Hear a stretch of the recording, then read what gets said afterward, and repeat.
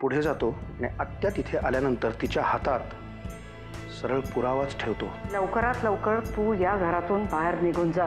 आर्यन बराहून घरी आला की त्याला आणि अमृताला परदेशात पाठवणार. जे काही झालंय त्या सगळ्यात फक्त माझाच दोष आहे.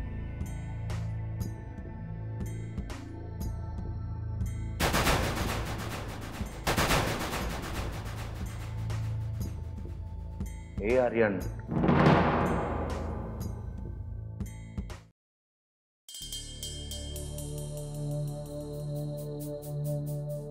झाले पैसे भरले? हो भरले. डिस्चार्जच्या सगळ्या फॉर्मॅलिटीज पूर्ण झाल्यात. डिस्चार्जचे पेपर्स? हे काय, आता आपण आर्यनला घेऊन जाऊ शकतो. आता आर्यनची काळजी तू नाही करायची. आता तो तुझ्याशी कसा नीट वागत नाही मी बघते. असं नका म्हणू मम्मा, तो नीटच वागत होता माझ्याशी. मलाच काय झालं होतं माहित नाही. जाऊ दे, नको तो विषय. आता या सगळ्या विषयांपासून आपण लांब राहायचं. हो, मी आर्यनशी बोलले. लंडनला सेटल होण्याची आयडिया आम्हा दोघांनाही मान्य आहे. आता तो बरा झाला ना की आपण लगेच तुमच्या निघण्याची व्यवस्था करूया. बरं, मी त्याला भेटून तयार व्हायला सांगू का? म्हणजे आपण लगेच निघू शकतो. हां, नवऱ्याला घरी घेऊन जशी खूप घाई झाली आहे. मम्मा पण बरं ठीक आहे, मी थांबते इथे. तुम्ही सांगा त्याला तयार व्हायला. नाही नको, तू सांग. नाही जा, ठीक आहे, आपण दोघी सांगूया.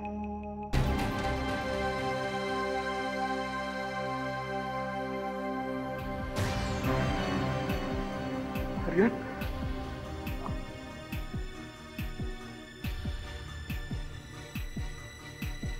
बावन काका, तू कधी आलास? काय झालंय काका, तू एवढा का घाबरलाय? अमृता, आर्यन. मम्मा,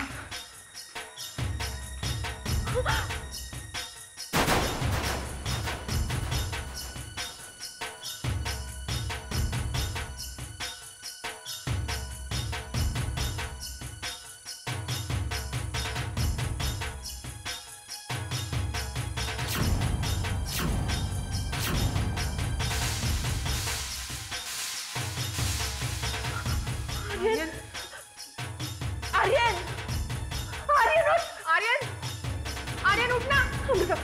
आर्यन, आर्यन बोलू ना. आर्यन, आर्यन उठ ना. बोलू ना. आर्यन, आर्यन, आर्यन, मम्मा, आर्यन, आर्यन उठ ना. आर्यन, मम्मा, आर्यन उठ ना. आर्यन उठ ना. आर्यन, आर्यन.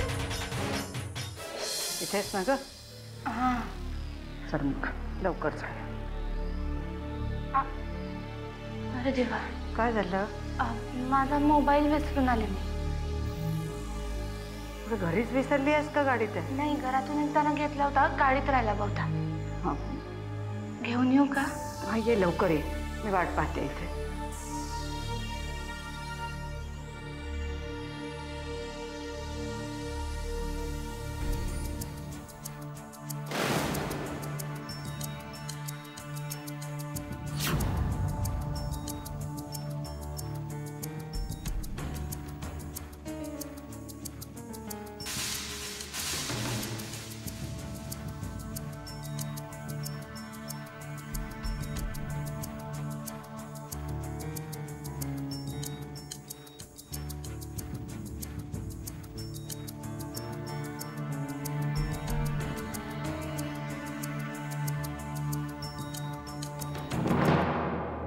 राधा,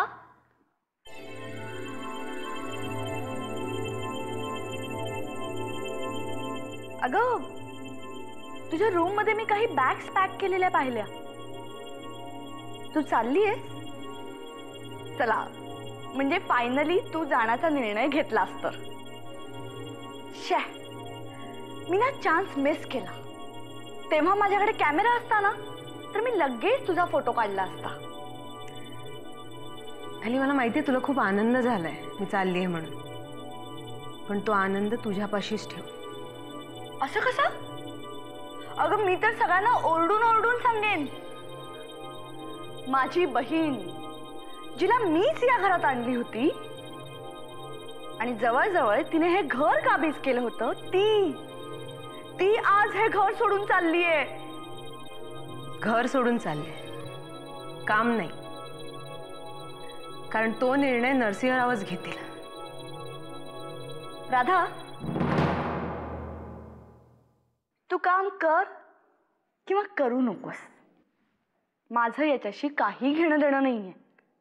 हा, पण तू तुझ्या विळख्यातून माझं घर सोडवलंयस याचं मात्र मला समाधान आहे. यू नो आली, तू हे जे काय बोलतेस ना, ठीक आहे, पण नंतर तुलाच पश्चाताप करावा लागणार आहे. कारण इतके दिवस माझ्यामुळे नरसिंहराव शांतपणे वागत होते सगळ्यांशी, तुझ्याशीही. पण आता त्यांचा राग कंट्रोल करायला मी नसणार. त्यामुळे आता तुझी काय अवस्था होईल याचा विचार करायला हवा असतो. तुझ्या एवढी ओव्हर कॉन्फिडंट मुलगी मी आजपर्यंत पाहिली नव्हती. हा, सोड ना आली, का डोकं खातेस? तू जाऊन तुझं काम कर आणि मला माझं काम करू दे. जाणारच आहे. तुझ्यासारखी पार गुदमरेपर्यंत एखाद्याला चिकटून नाही बसत. आणि तसंही मला फक्त एकच प्रश्न तुला विचारायचा आहे, तू आता राहणार कुठे? नाही म्हणजे काका तर काही तुला नजरेसमोर उभंही करणार नाही. आणि तुझा नवरा, तो तर एव्हाना विसरलाही असेल की तुझ्याशी त्याचं लग्नही झालं होतं कधी. मग तू कुठे जाणार? हे बघ, माझी काळजी तू करू नकोस, मी माझं बघून घे. असं कसं?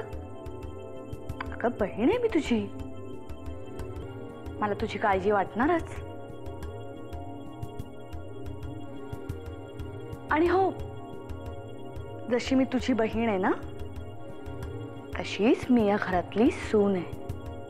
त्यामुळे मला घराचीही काळजी आहे. सो ज्या चाव्या तुझ्याकडे आहेत ना, त्या ठेवायला विसरू नकोस.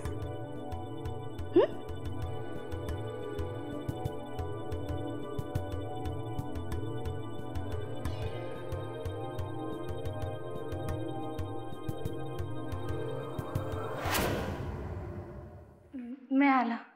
हां, चल.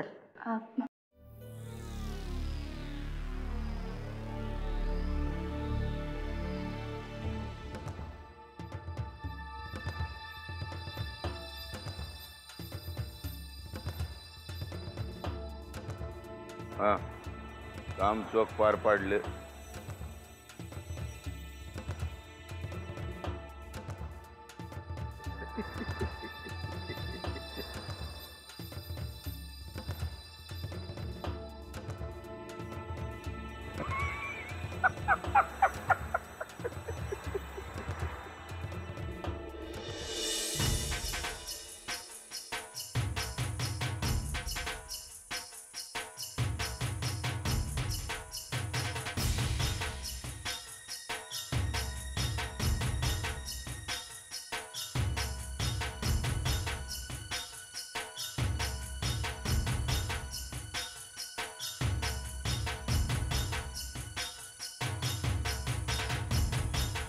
I'm sorry. Please no more.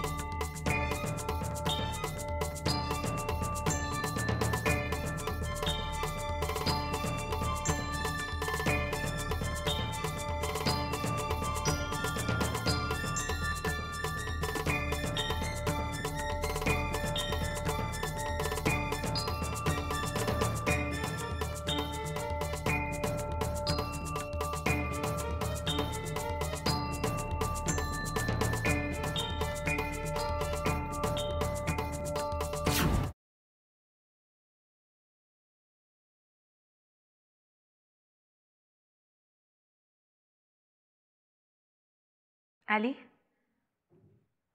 येते मी. जाते मी. जाते मी असं म्हण. कारण येते मी ते म्हणतात ज्यांची परत येण्याची शक्यता असते. बरोबर आहे तुझं. मी परत या घरात कधीच यायला नाही पाहिजे. ठीक आहे, जाते मी. Okay, bye. काय गंमत आहे ना आली. या घरात तूच मला आणलं होतंस आणि आता मी या घरातून जावं यासाठी तूच देव पाण्यात ठेवून बसलीयस.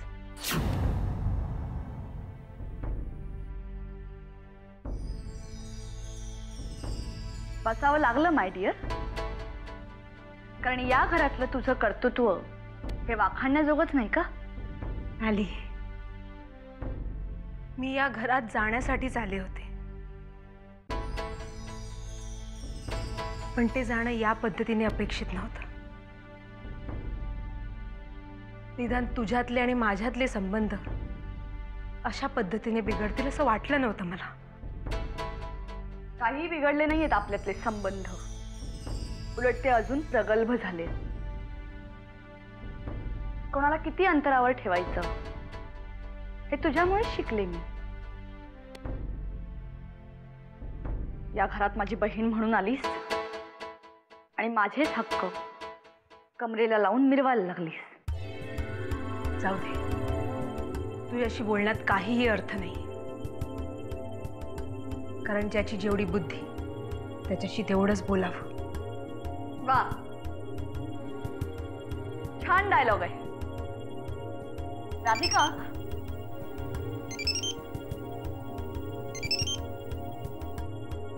हॅलो.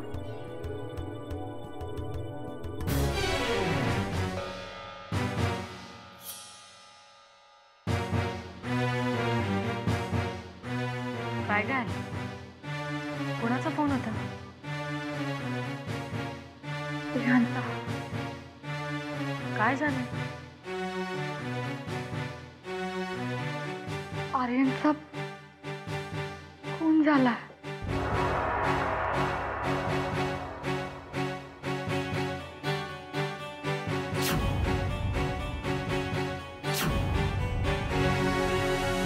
सॉरी मॅडम, आम्हाला बॉडी पोस्टमॉर्टमसाठी पाठवावी लागेल. त्यानंतर तुमचं स्टेटमेंट घेतलं नाही. अर्थात लगेचच नाही, पण ठीक आहे, आपण नंतर बोलू. आता बोलून काय फायदा? ज्याला चेक करायचं होतं ते तो करून गेला. कोण? नरसिंह किल्लेदार.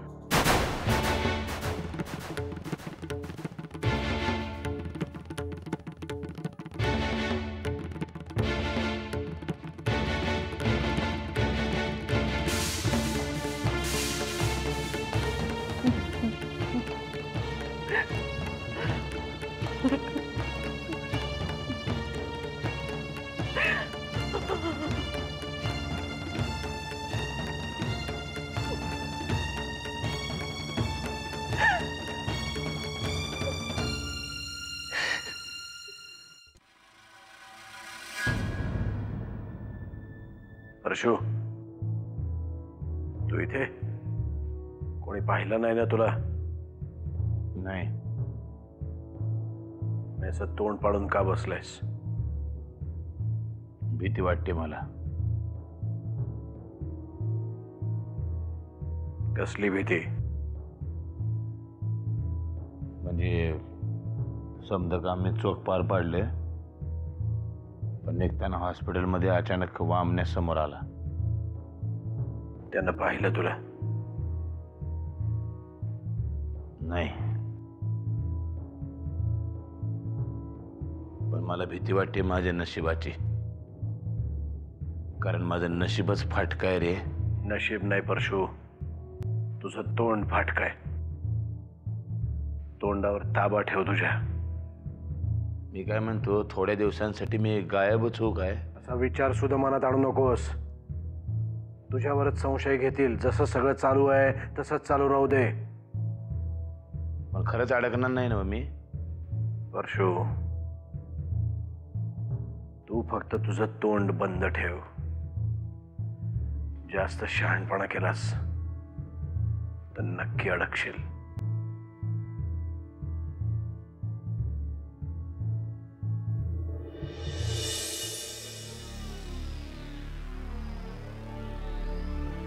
काय झालं, कसं झालं,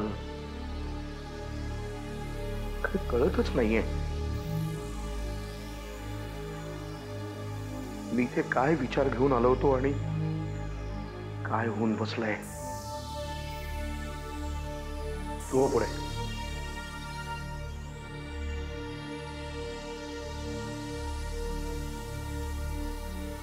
मिस्टर वामन किल्लेदार, तुम्हाला माझ्याबरोबर पोलीस स्टेशनला यावं लागेल.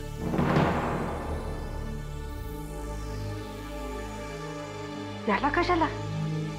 चौकशीसाठी. आपण वामनचा त्या प्रकाराशी काहीही संबंध नाहीये. अहो, मी फक्त यांना चौकशीसाठी पोलीस स्टेशनला नेत आहे. कारण इथे जे घडलं ते यांनी पहिल्यांदा पाहिलं. कदाचित यांनी पुण्याला पाहिलं असेल तर. नाही इन्स्पेक्टर साहेब, मी इथे कुणालाही पाहिलेलं नाही. हे बघा, अशा विचित्र प्रसंगी छोट्या छोट्या गोष्टींचा संदर्भ लावणं कठीण असतं.